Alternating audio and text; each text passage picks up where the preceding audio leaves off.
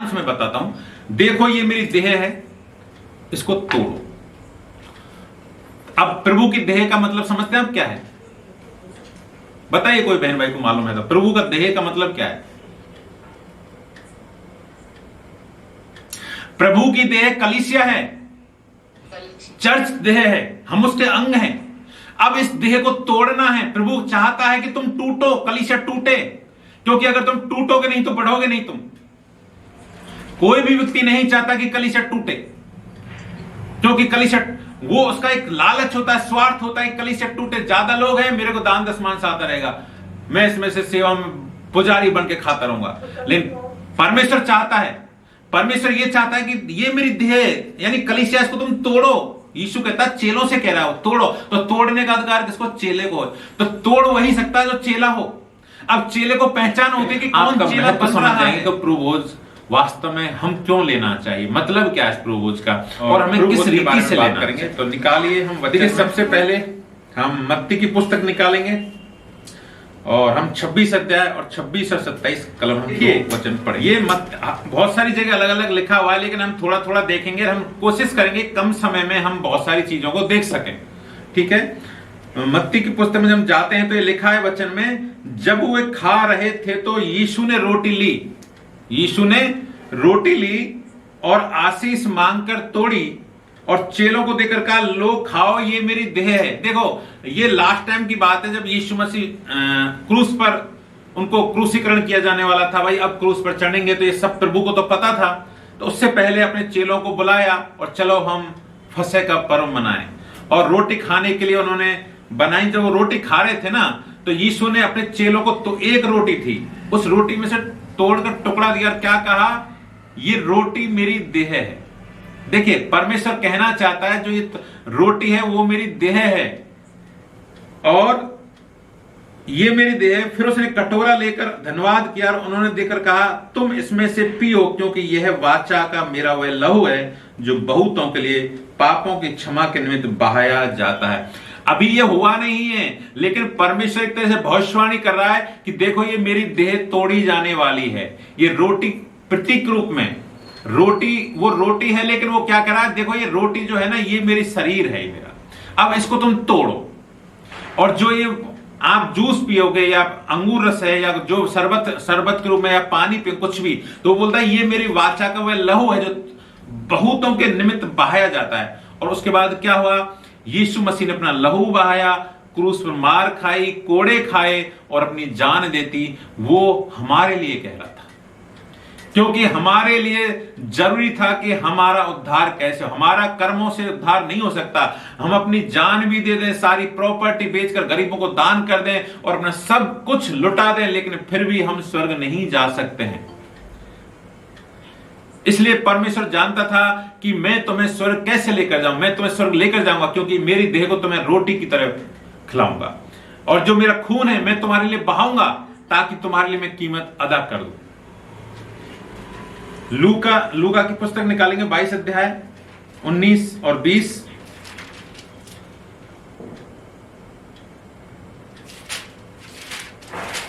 बाईस अध्याय 19 और 20। फिर उसने रोटी ली और धन्यवाद करके तोड़ी और उनको यह कहते हुए दी, यह मेरी देह है जो तुम्हारे लिए दी जाती है, मेरे स्मरण के लिए यही किया करो। हालेलुया। इसी रीति से उसने भोजन के बाद कटोरा भी यह कहते हुए दिया, यह कटोरा मेरे उस लहू में जो तुम्हारे लिए बहाया जाता है नई वाचा है। देखिए हमने मत्ती में पढ़ा, फिर लूका में ये देखते हैं, और एक नई चीज क्या निकल के आई यहां आप देखेंगे लूका में, तो वचन में लिखा है, फिर रोटी ली और धन्यवाद करके तोड़ी और उसको यह कहते हुए कहा, यह मेरी देह जो तुम्हारे लिए दी जाती है, मेरे स्मरण के लिए यही किया करो। इसी रीति से उसने भोजन के बाद कटोरा भी यह कहते हुए दिया कि यह कटोरा मेरे उस लहू में तुम्हारे लिए बहाया जाता है, नई वाचा है। ये क्या है, हमारे लिए नई वाचा है। देखिए एक छोटा सा शब्द है, लेकिन उस समय कोई समझ नहीं पाया शब्द, उसके चेले भी नहीं समझ पाए कि ये प्रभु यीशु मसीह क्यों करा, ये गुरु क्यों करा, इस बात को नई वाचा है। क्योंकि पुराने समय की जो व्यवस्था थी परमेश्वर ने इसलिए दी थी कि मनुष्य तू करके देख ले क्या कर सकता है। अगर तू उद्धार पा सकता है तो मैं तेरे को व्यवस्था देता हूं, चल नियम देता हूं, तो नियमों में चल के बता दे और तू स्वर्ग जाके बता दे। परमेश्वर ने नियम देने का मकसद क्या था? प्रभु तो जानता था, परमेश्वर तो जानता था कि मनुष्य अपने कामों से कभी भी उद्धार नहीं पा सकता था। इसलिए मूसा के द्वारा परमेश्वर ने संसार में व्यवस्था दी।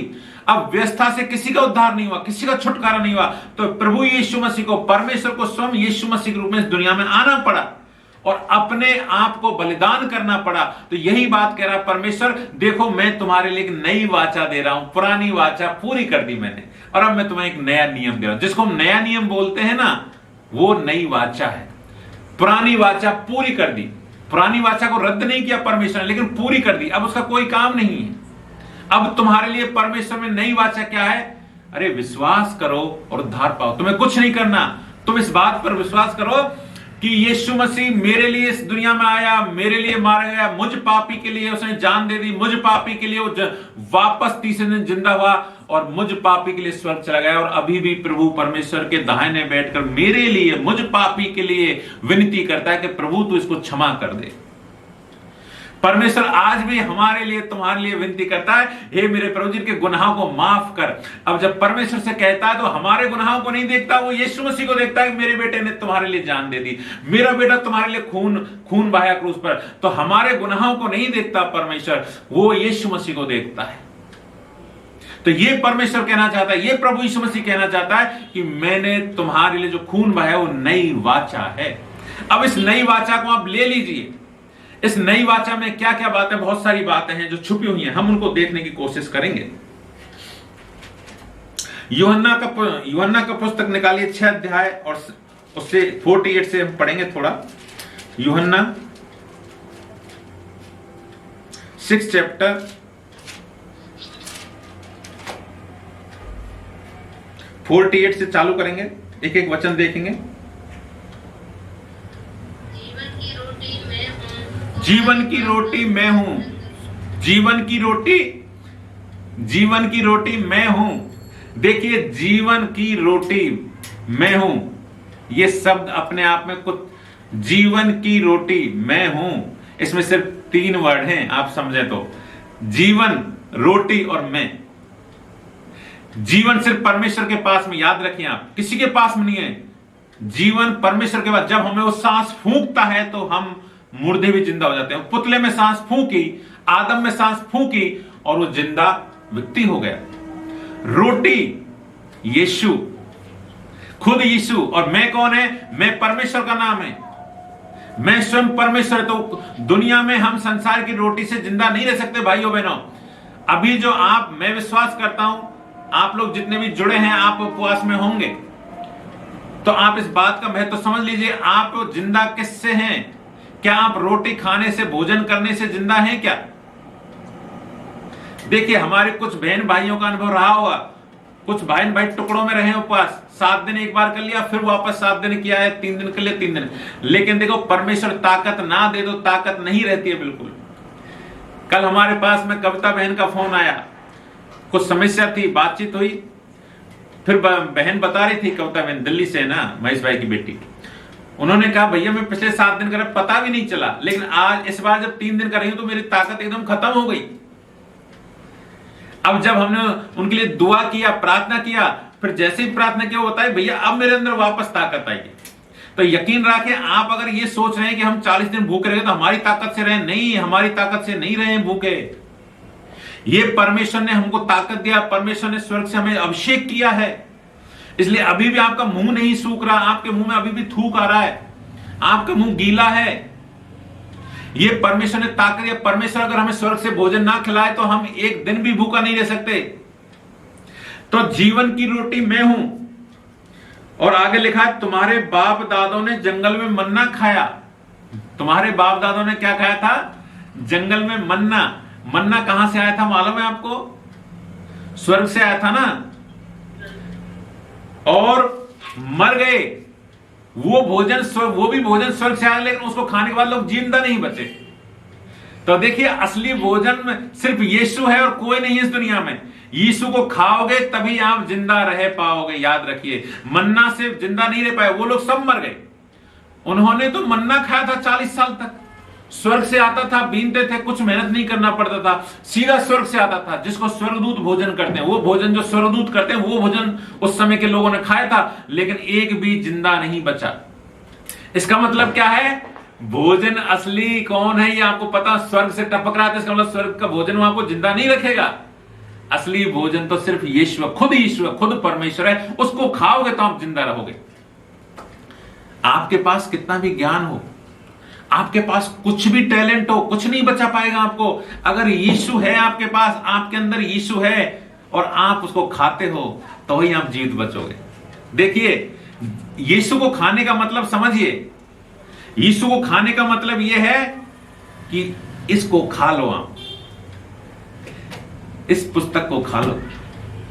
जिसने ये पुस्तक नहीं खाई, भाइयों बहनों, मैं फिर कहता हूं, अगर ये आप पुस्तक को नहीं खाओगे तो आप बच नहीं पाओगे। इस पुस्तक के बिना नहीं बचोगे आप।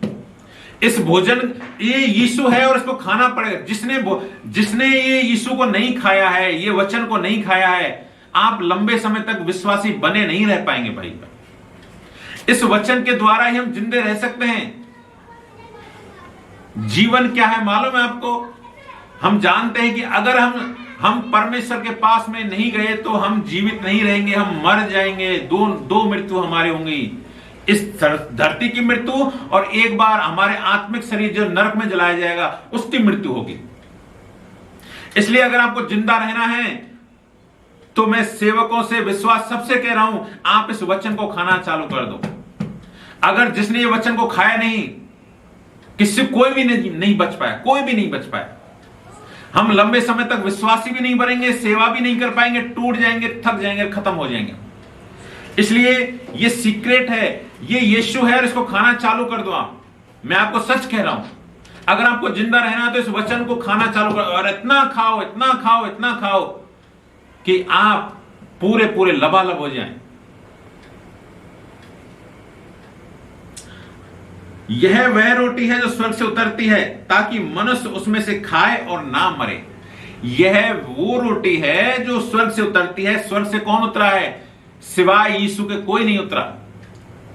और जीवन की रोटी जो स्वर्ग से उतरी है, मैं हूं। यीशु कहता है मैं हूं, मेरा है नाम। यीशु कहता, अरे परमेश्वर का नाम मैं हूं है, किसी का नाम नहीं है।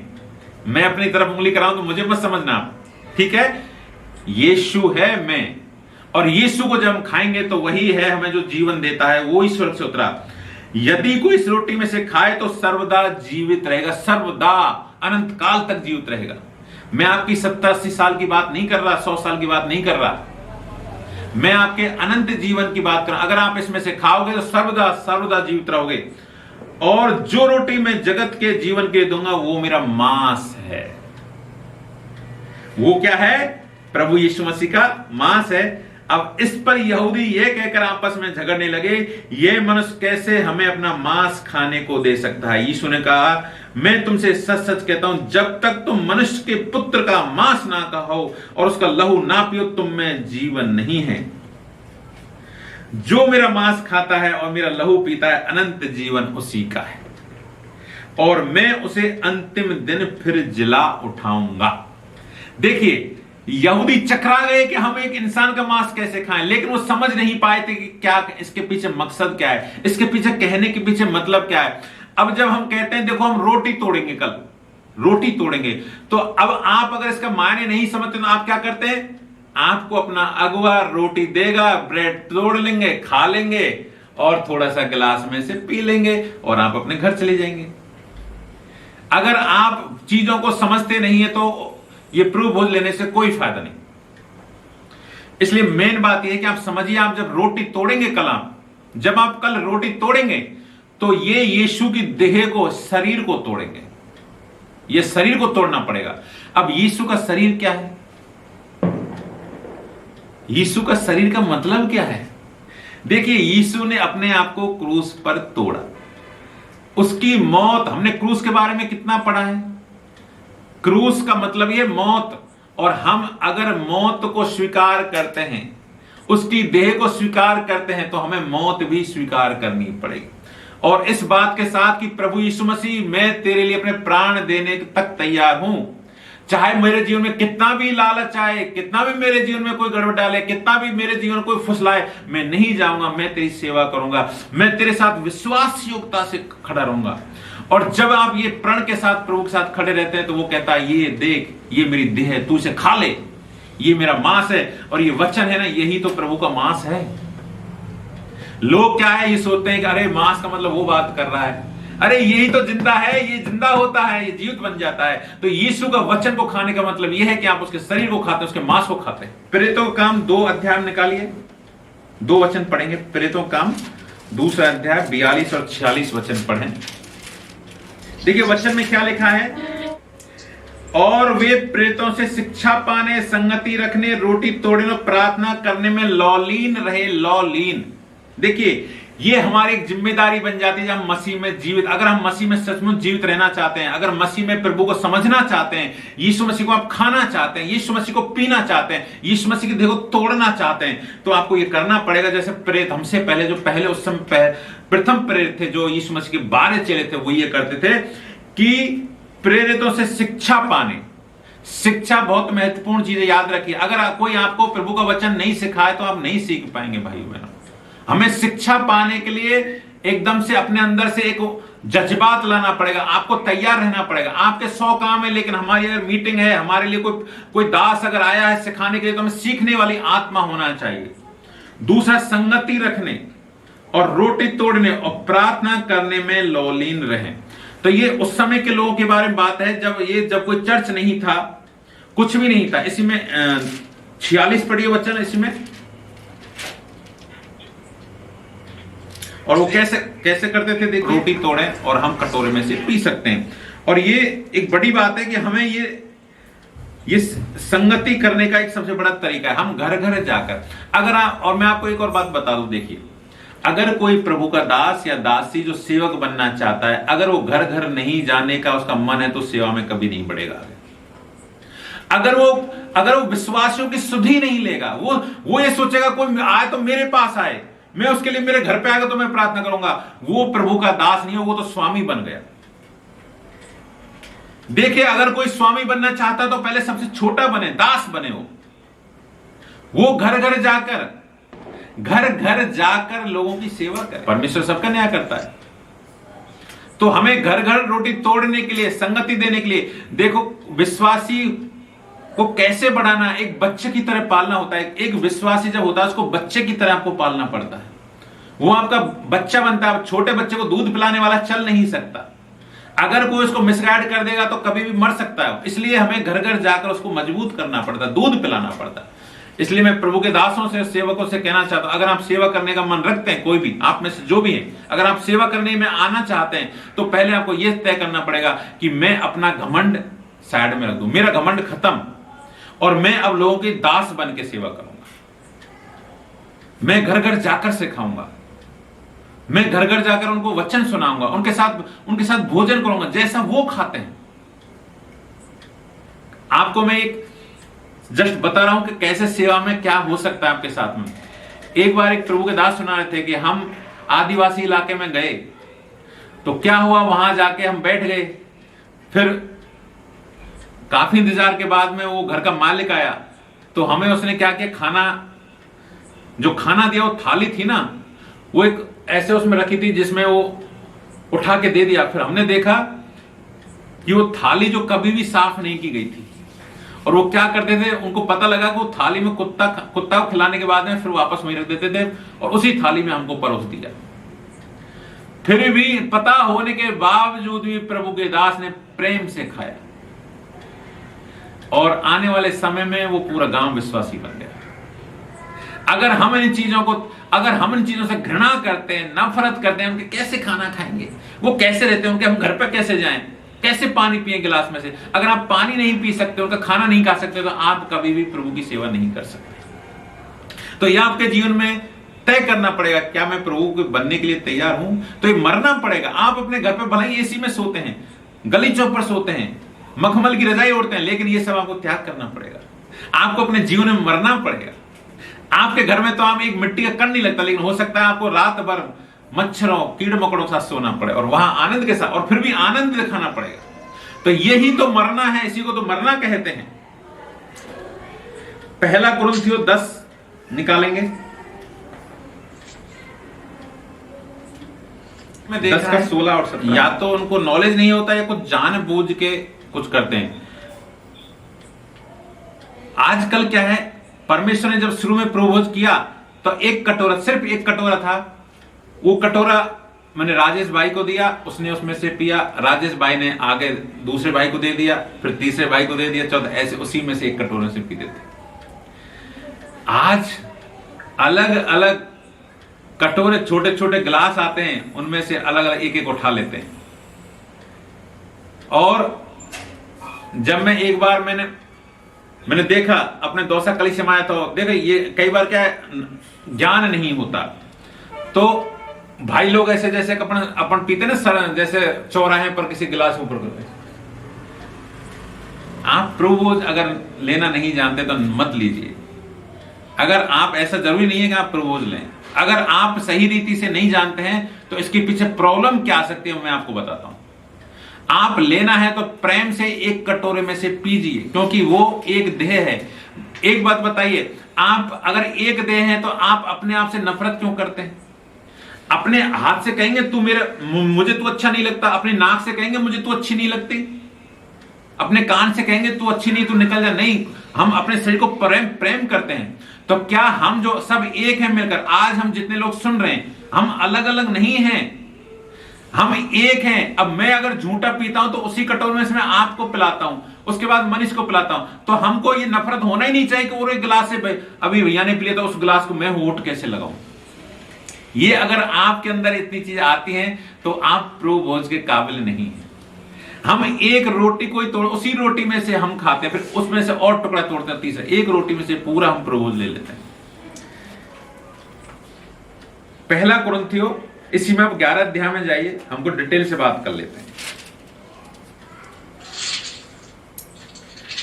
अब आप 23 से एक एक वचन पढ़िए, हम एक एक वचन पर बात करेंगे। क्योंकि यह बात मुझे प्रभु से पहुंची और मैंने तुम्हें भी पहुंचा दी। प्रभु यीशु ने जिस रात में पकड़वाया गया रोटी दी। हालेलुया। देखिए, ये वचन जो आप पढ़ रहे हैं 23, ये पौलुस कहता है। लेकिन पौलुस कैसे कहता है, आप ध्यान दीजिए इस वचन को। क्योंकि यह बात मुझे प्रभु से पहुंची है, तो वो अपनी ओर से बात नहीं कह रहा है भाइयों। ये बात अगर बाइबल में यहां लिखी है तो ये यीशु मसीह उसके द्वारा अब आज हमसे इस समय बात कर रहा है। अगर ये बात आज हम चर्चा कर रहे हैं तो मैं ये कह सकता हूं, ये बात मुझे परमेश्वर प्रभु यीशु मसीह के द्वारा पौलुस के माध्यम से मुझे पहुंची है, जो मैं ये तुम्हें बता रहा हूं। क्योंकि ये बात मुझे प्रभु से पहुंची और मैंने तुम्हें भी पहुंचा दी। अब मेरी जिम्मेदारी क्या है? तुम्हें तक डिलीवरी करना। मुझे जो पैकेट मिला है, मुझे जो आपको देने की जिम्मेदारी मिली है ऊपर से, वो मैं तुम्हें दे रहा हूं। यही सेवा है। देखो, यही सेवा है। जो मुझे ऊपर से मिला वो मुझे आपको देना है। मुझे अपने जगत यहां से कुछ इकट्ठा नहीं करना, संसार से कुछ इकट्ठा नहीं करना, मुझे ऊपर से चाहिए और वो मैं आपको दूं। ये है असली सेवा। अगर मैं संसार के ज्ञान से आपसे बात करूं, आई एम जीरो, कुछ नहीं, आई एम नथिंग। मैं जीरो हूं भाई साहब। बोलना मुंह से सब नहीं निकलता मेरे से। लेकिन क्योंकि अगर मुझे ऊपर वाला देता है, प्रभु यीशु मसीह परमेश्वर मुझे देता है, तो वो मुझे जब देता है तो मुझे कुछ सोचने की जरूरत नहीं पड़ती कि मैं तुमसे क्या बोलूं। तो वचन कहता है, क्योंकि यह बात मुझे प्रभु से पहुंची है और मैंने तुम्हें भी पहुंचा दी कि प्रभु यीशु ने जिस रात में रोट पकड़वाया गया था रोट। देखो, ये सेम बात यीशु कह रहा है। पौलुस को कुछ भी पता नहीं है। पौलुस जब विश्वासी नहीं था, पौलुस यीशु को जानता नहीं था, वो मिला भी नहीं था कभी यीशु से। लेकिन पौलुस ऐसे कह रहा है जैसे ये घटना उसके सामने घटी है। जैसे अभी आप मेरे सामने बैठे तो मैं आपको देख सकता हूं कि किसकी नजर बाइबल पर है, किसकी नजर सीरियस है, कौन आराम से बैठा है, कौन कैसे, मैं आपको देख सकता हूं ना। तो ऐसे ही पौलुस देख रहा है यीशु मसीह को कि जिस रात वह पकड़वाया गया, यानी यीशु मसीह को यहूदा इस्करियोती ने जब पकड़वाया उससे पहले की बात है। पकड़वाया गया नहीं, उससे ब्रेड पहले लाए, घर की रोटी भी बना सकते हैं, घर की रोटी भी बना सकते हैं, ब्रेड भी ला सकते हैं, जो आपके घर में उपलब्ध है, जो चर्च में उपलब्ध है सुविधा, वो हम ले सकते हैं। और क्या कहा, और धन्यवाद करके रोटी तोड़ी। अब यीशु मसीह ने क्या, पिता तेरा धन्यवाद, तूने ये रोटी हमें दी। अब ये रोटी तो यीशु है, यीशु ने तो उस रोटी पर किया, लेकिन अब यीशु कहना क्या चाहता है, जो प्रभु तेरा धन्यवाद, आज जो तूने हमें ये रोटी दी। अब ये रोटी कौन है, वो तो खुद यीशु है। और धन्यवाद करके तोड़ी और कहा, ये मेरी देह है। अब चेलों को समझा रहा है वो बात, ये भाई ये रोटी जो खाने की रोटी है ना, आटे की रोटी, ये रोटी नहीं है, ये इसको मेरी देह समझो, इसको मेरा शरीर समझो। आप यीशु ये कहना चाहता है, इसको मेरा शरीर समझो। अब यीशु ने रोटी तोड़ कर दी, मतलब ऐसे नहीं कि उसको चल एक रोटी तू ले ले, एक रोटी तू ले ले, उसने कहा उसमें टुकड़ा तोड़कर अपने चेलों को दिया। यह मेरी देह जो तुम्हारे लिए है, और मेरे स्मरण के लिए यही किया करो। देखो आज भी हम प्रभु भोज क्यों करते हैं मालूम है, क्योंकि यीशु मसीह ने आज्ञा दिया मैं कि जब तक मैं नहीं आऊं तुम्हें लगातार मेरी याद में किया करो। तो आज अगर हम कल प्रभु भोज लेने वाले हैं तो हम उसकी याद के लिए, इसकी आज्ञा है। अब आज्ञा का मतलब ये नहीं है कि आप इसको रोज करें, ये कोई नियम बाइबल में नहीं दिया। आप जब आपको लगे, आपकी चर्च ने जो आपका नियम बना रखा है वैसे धन्यवाद करके तोड़ी, और यह मेरी देह जो तुम्हारे लिए है। और इसी रीति से उसने बियारी के पीछे कटोरा भी लिया। कटोरे में क्या था, जैसे अपन शरबत नहीं बनाते, कभी कभी आप जूस नहीं पीते घर पे, मौसमी का जूस पीते हैं, तो वहां उस इजराइल में तो अंगूर ज्यादा होते थे बड़े, तो अंगूर का जूस था। और वह कटोरा क्या कहा, यह कटोरा मेरे लहू में नहीं वाचा। ये कटोरे में जो जूस है ना, अपने चेलों से बोला, ये जो कटोरा है ना, ये मेरा लहू में नहीं वाचा है। अब ये लहू है मेरा एक। अब देखिए इस चमत्कार देखिए, जब आप विश्वास योग्यता के साथ इस रोटी को तोड़ते हैं तो ये यीशु की देह बन जाती है। और हम जब प्रार्थना करते हैं, प्रभु यीशु मसीह इस रोटी को मैं तेरी देह के रूप में तोड़ता हूं, और प्रभु यीशु मसीह इस देह को खाता हूं, और तब हम मुंह में टुकड़ा लेते हैं। तब आप रोटी नहीं खाते हैं, सचमुच में रोटी नहीं खाते हैं, यीशु का मांस खाते हैं, यीशु के मांस खाते हैं। और जब आप कटोरे से पीते, देखिए अच्छा ये बताइए, जब हम आप बोलते हैं कि चलो प्रार्थना करेंगे, किसी को प्रॉब्लम, चलो पानी लाओ, पानी, अब पानी प्रभु यीशु मसीह इस पानी को तेरे लहू में बदलते हैं, या हम प्रार्थना करते हैं प्रभु यीशु तेरे लहू का बाड़ा लगाते हैं, तो आपने बोला तो क्या यीशु होता नहीं, ये यीशु का लहू होता है उस समय हमेशा, सचमुच में यीशु का लहू होता है, हम अपनी आंखों से नहीं देखते। इसी तरह जब हम जब कटोरे से पीते हैं तो यीशु का लहू बन जाता है। और जब यीशु का लहू हमारे अंदर जाता है, तो एक बात बताइए, जब आपके अंदर यीशु का लहू जाएगा तो गड़बड़ी कैसे अंदर रहेगी? क्या यीशु का ही तो लहू है जो सारे पापों से हमें शुद्ध करता है, छुटकारा देता है। अब आप इसमें एक बड़ी बात देखिए, 26 पढ़िए, 26 पढ़िए इसी में। क्योंकि जब कभी तुम ये रोटी खाते और इस कटोरे में से पीते हो तो प्रभु की मृत्यु को जब तक वे न आए प्रचार करते हो। क्योंकि जब कभी तुम ये रोटी खाते और इस कटोरे से पीते हो तो प्रभु की मृत्यु को जब तक वो न आए प्रचार करते हो। तो देखिए इसके द्वारा हम, यीशु मसीह तू कब आने वाला है, मारा ना था, तू जल्दी आ जा। तो जब तक नहीं आता है हम एक तरह से प्रचार करते हैं। आप पता नहीं, हो सकता है कभी आपने किसी को सुसमाचार नहीं सुनाया हो, लेकिन जब आप प्रभु भोज करते हैं तो आप प्रचार करते हैं। किसको करते हैं मुझे बताइए, आप प्रचार किसको करते हैं? इन लोगों ने हाथ उठा रखा है मुकेश पर, राम सैनी और एक और। किसको प्रचार करते हैं आप?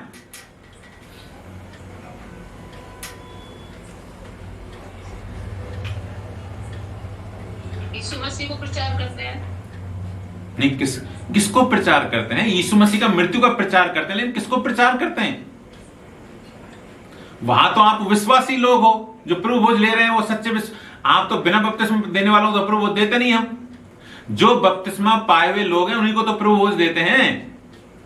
अब प्रभु कहता है तुम मेरी मृत्यु का प्रचार करते हो, किसको करते हो? अविश्वासी तो है नहीं वहां। परमेश्वर को प्रचार किया जाता है क्या कभी?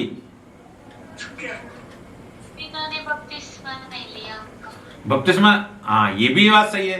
देखो करण बहन ने बढ़िया बात बोली, जिन्होंने अभी तक बपतिस्मा नहीं लिया। लेकिन एक बात मैं आपको कहना चाहता हूं, देखो इससे भी गहरी बात, जब आप प्रभु भोज लेते हैं, अंधकार की शक्तियों को प्रचार करते हैं मेरा प्रभु यीशु मसीह आने वाला है। अंधकार की शक्तियां हमारे चारों ओर है, अंधकार की शक्तियां वेट कर रही हैं कि जल्दी से जल्दी लोगों को नरक लेकर जाओ, जल्दी से जल्दी लोगों को नरक लेकर जाओ। यीशु मसीह आने वाला है, वो भी जल्दी में है, आप भी जल्दी में है। अरे वो भी आपको वापस नरक ले जाने के लिए तैयार बैठा है। कौन कमजोर है? अच्छा ये कमजोर है, वो कमजोर है, चलो लेके जाओ इनके जीवन में गड़बड़ी डालो। क्या चाहिए इनको? पैसा चाहिए, लड़की चाहिए, धन चाहिए, दौलत चाहिए। कैसे गड़बड़ी आ सकती है? सब कुछ करो इनके लिए और लेके चलो नरक इनको। तो उनको प्रचार करते हैं कि हम यीशु मसीह के लहू में सहभागी, हम उसकी मृत्यु का प्रचार कर रहे हैं, उसकी देह हमारे अंदर हम खा रहे हैं और हम जल्दी हमारा प्रभु यीशु मसीह आने वाला है। देखिए आप सिर्फ प्रचार संसार के लोगों को नहीं करते, प्रचार अंधकार की शक्तियों को भी करते हैं। और जब अंधकार की शक्तियां जानते हैं तो आपके जीवन से, अगर आप सच्चे रूप से अगर प्रभु भोज लेते हैं, तो अंधकार की शक्तियां इलाका छोड़ देती हैं।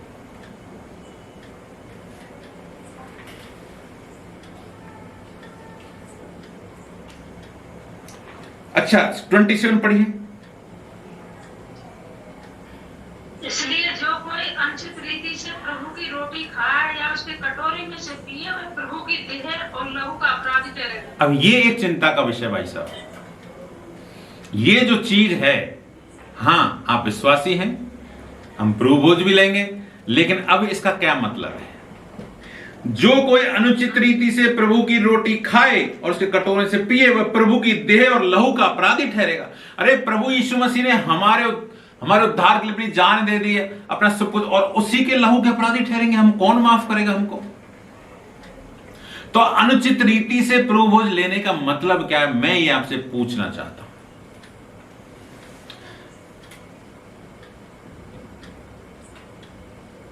आगे पढ़िए 28 में। इसलिए मनुष्य अपने आप को जांच ले और इसी रीति से इस रोटी में से खाए और इस कटोरे में से पिए, क्योंकि जो खाते पीते समय प्रभु की देह को ना पहचाने, वह इस खाने और पीने से अपने ऊपर दंड लाता है। दंड। देखिए आप तो भले के लिए प्रभु भोज ले रहे हैं, और अगर आपने अनुचित रीति से प्रभु भोज लिया तो आप अपने ऊपर दंड ला रहे हैं, आपको पता ही नहीं है। अब इस दंड के द्वारा क्या हो सकता है आपके जीवन में? पढ़िए आगे। इसी कारण तुम बहुत से निर्बल और रोगी हैं और बहुत से सो भी गए। हाँ आमीन हालेलुया।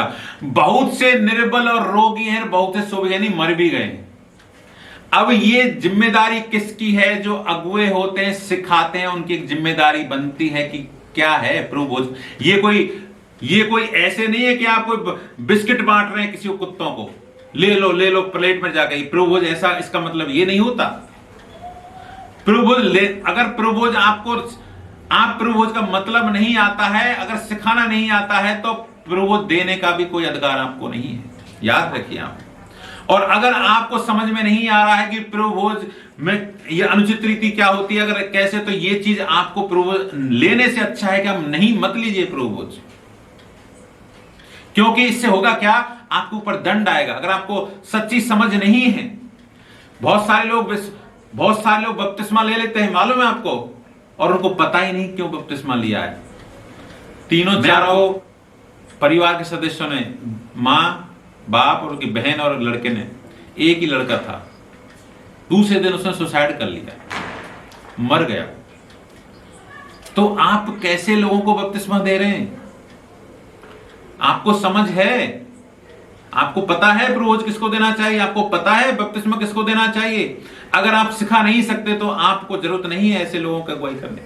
पहले सिखाइए, मजबूत बनाइए।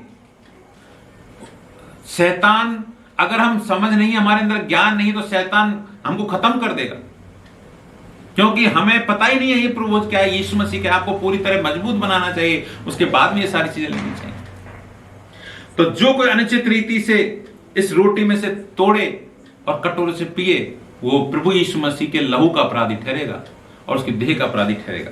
तो मैं आपको कुछ बातें जल्दी जल्दी से बताना चाहता हूं कि अनुचित रीति से खाना पीना क्या होता है। हालेलुया। इसमें इसी में आप 18 वचन पढ़िए, 11 का 18। क्योंकि पहले तो मैं ये सुनता हूँ कि जब तुम कलीसिया में इकट्ठे होते हो तो तुम में फूट होती है, और मैं इस पर कुछ विश्वास भी करता हूँ। कलीसिया में इकट्ठे होते तो फूट होती है, और परमेश्वर क्या है? प्रेम है, और तुम में कलीसिया में फूट है। इसका मतलब तुम, अगर तुम्हारे अंदर फूट है तो तुम प्रभु लेने के काबिल नहीं, तुम्हारे अंदर प्रेम ही नहीं है। फूट का कारण क्या है? गड़बड़ी का बात क्या है? उस गड़बड़ी को पहले दूर करना चाहिए। और मैं सचमुच में इस बात में प्रभु का धन्यवाद देता हूं।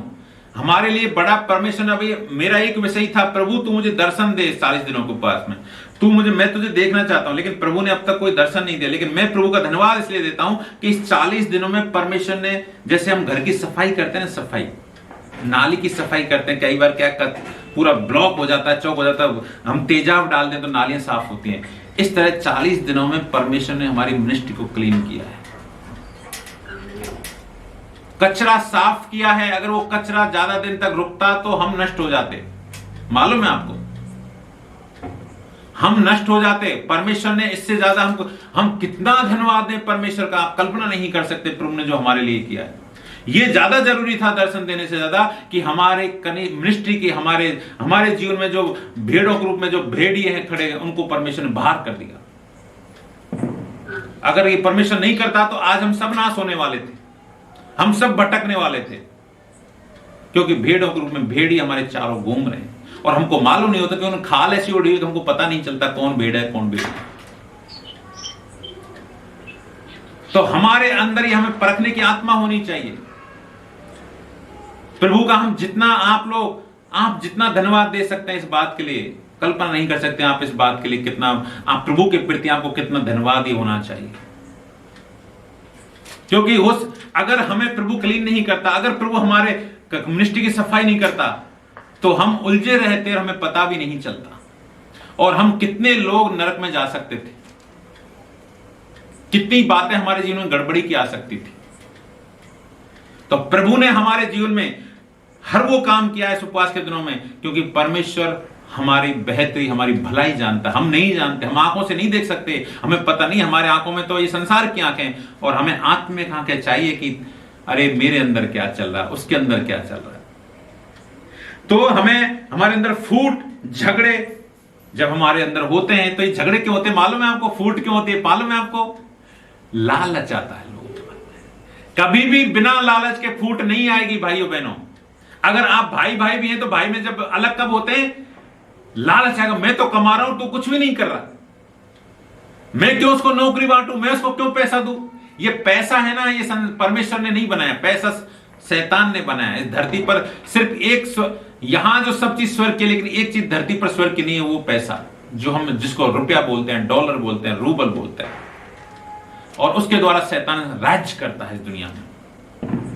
अगर हमारे सामने करोड़ों के बंडल आ जाएं तो हम कह नहीं सकते क्या होगा। तो हर चीज फूट और ये जब सब गड़बड़ी आती है, वो लालच के कारण आती है। लालच शैतान हमको देता है, और ये कौन किसके द्वारा आती है मालूम है आपको? पता भी नहीं चलेगा भाइयों। आपकी सबसे करीबी अंग आपको इसको बौखलाएगा, आपको बरगलाएगा। आप जिसके सबसे नजदीक का अंग है वो आपको मिसगाइड करेगा। मात्र 18 से ये जो गड़बड़ी है ना, ये हमारे जीवन में जो आता है, ये अनुचित रीति से, ये 18 से लेकर पढ़ेंगे तो पता चलेगा। 18-19 पढ़िए। क्योंकि दलबंदी भी तुम में अवश्य होगी, इसलिए कि जो लोग तुम में खरे हैं वो प्रकट हो जाएं। जो खरे हैं वो प्रकट हो जाए। इसे दलबंदी परमेश्वर, कभी कभी परमेश्वर इसका इस्तेमाल करता है। तो मैं कौन खरा सोना है पता तब चलेगा जब दलबंदी होगी, जब फूट आती है, जब परमेश्वर को ठनकाता है कौन नकली है कौन असली है, तब पता चल जाता है आपको एक। तो ये परमेश्वर की एक प्लान होता है कभी कभी कि कैसे अलग करो इनको। अरे हम सोचते हैं हमारी बॉडी को कैसे तोड़े, हम पर तोड़ी नहीं जाती, लेकिन परमेश्वर तोड़ता है और हमारे लिए एक नई शुरुआत होती है, नई सुबह होती है हमारी लिए। इसलिए हमेशा ये चीजें जब होती, मात्र यानी ऐतिहासिक और औपचारिकताएं पूरी करना हमारा, जब हम इस प्रूव हो चुका, अगर आप औपचारिकता यानी फॉर्मेलिटी करने लगते हैं। मैं आपको कैसे समझाऊं इस बात को, कभी कभी सरकारी कार्यालय में क्या होता है कि शब्द औपचारिकता, यानी आप करो तो ठीक, ना करो ठीक, बस एक आपको पता नहीं क्यों कर रहे हैं, यानी फॉर्मेलिटी करना। और जब ये प्रूव हो जाए आपके लिए फॉर्मेलिटी बन जाता है, तब ये अनुचित रीति से हो जाता है।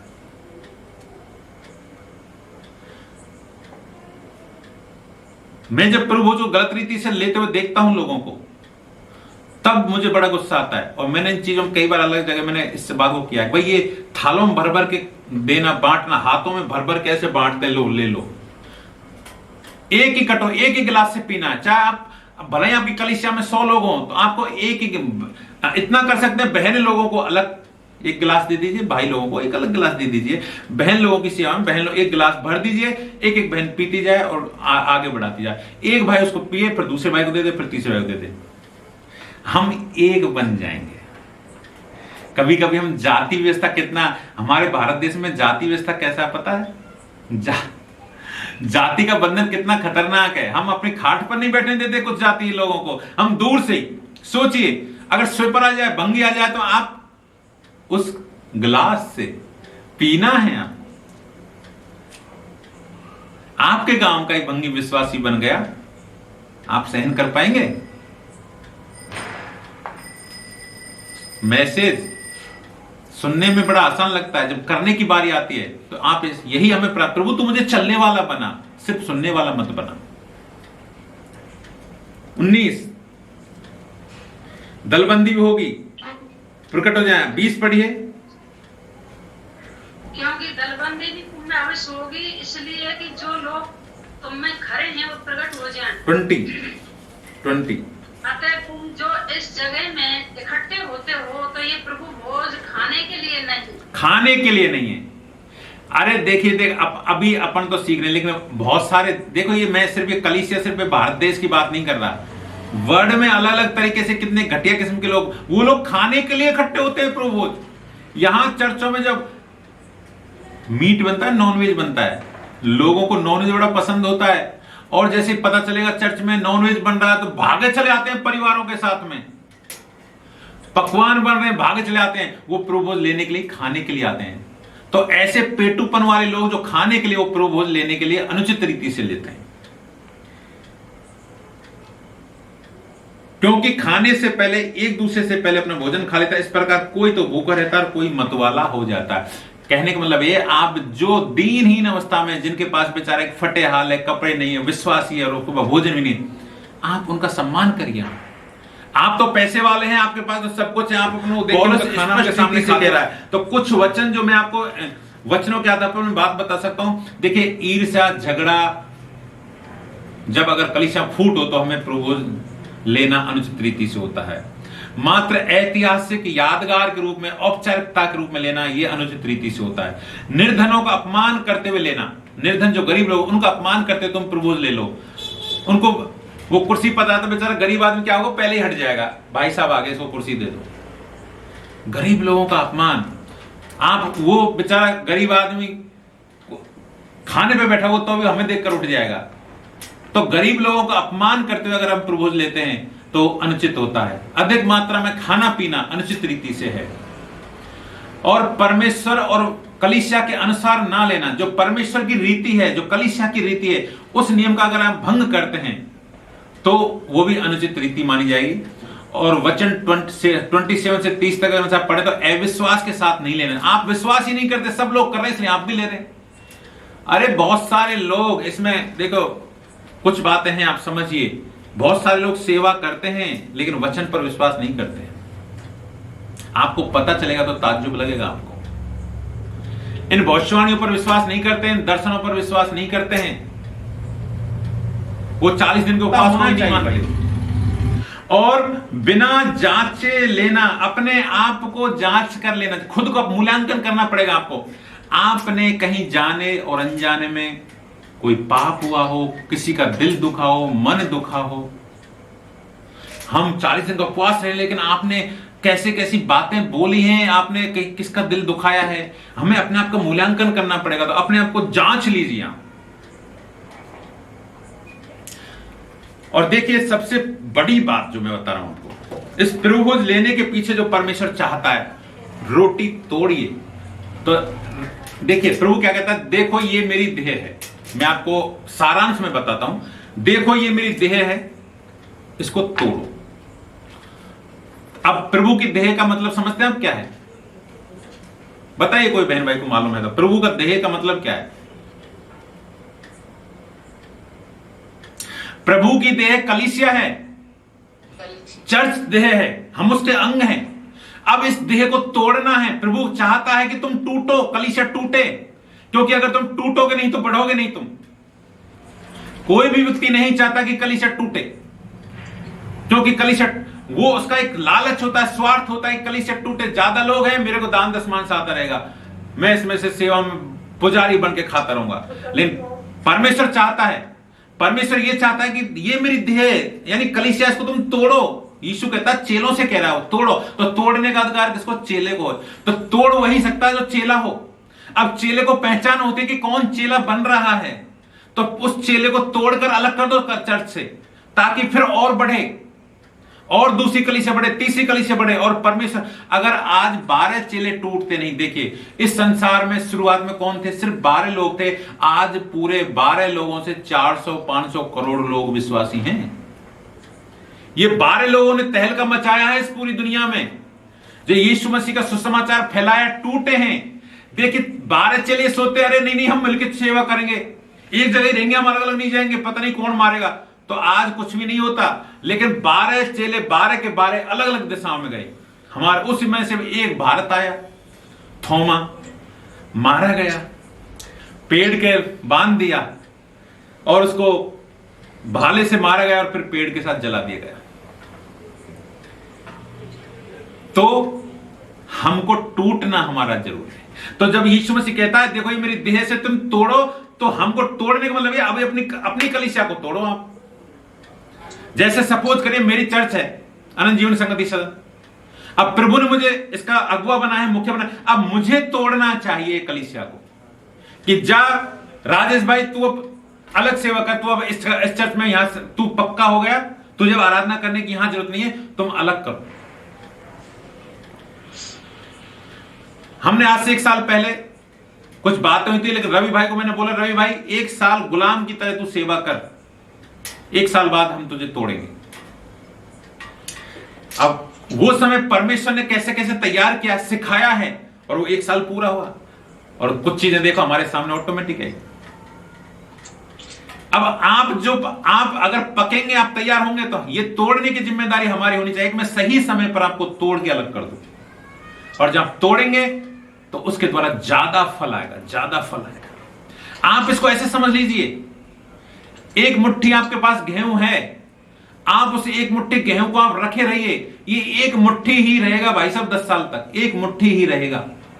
और अगर इस मुट्ठी का लालच मत करो, फेंक दो आंख बंद करके खेत में, ये एक मुट्ठी गेहूं आपकी बोरियां भर देगा।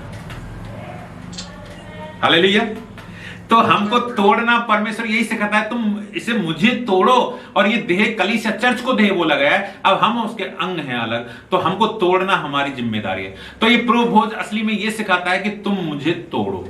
तो हमें तोड़ने के लिए प्रभु ये प्रभु भोज। अब लोग इसको सिर्फ एक ऐसा समझ लेते हैं जैसे नहीं भाई हर महीने करना है, तो कुछ ऐसा नियम बना दिया कि नहीं प्रभु भोज करो फिर फ्री हो गए हम। तो अरे फ्री होने की बात नहीं है, ये प्रभु भोज को सिखाना पड़ता है कि प्रभु भोज रियल में है क्या।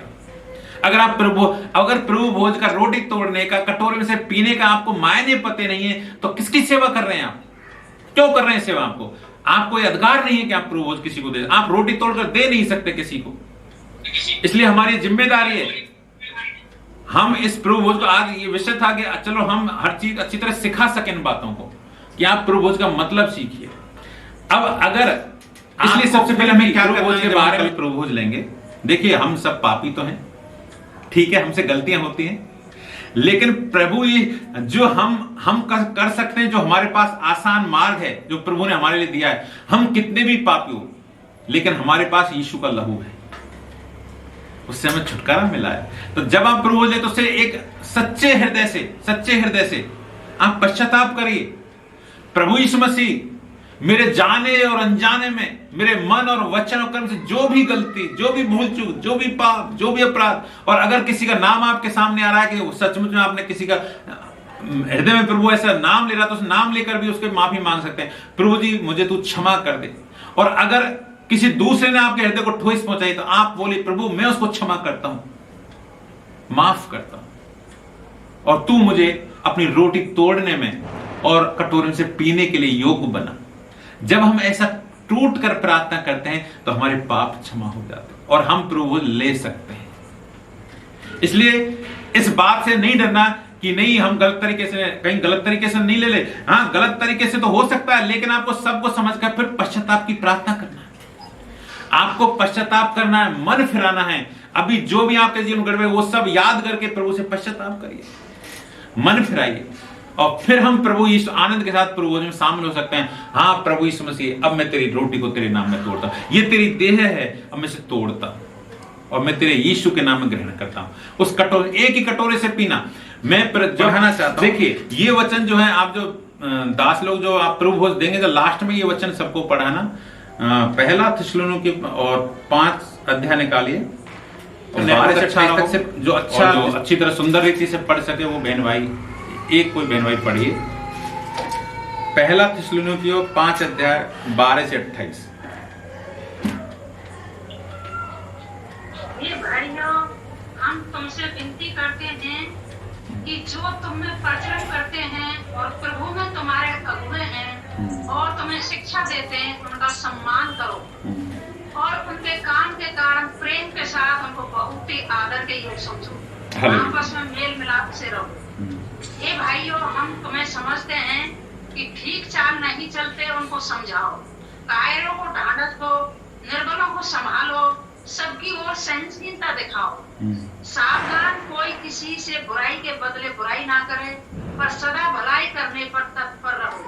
आपस में सबसे भी भलाई ही की चेष्टा करो, सदा आनंदित रहो, निरंतर प्रार्थना में लगे रहो, हर बात में धन्यवाद करो, क्योंकि तुम्हारे लिए मसीह यीशु में परमेश्वर की यही इच्छा है।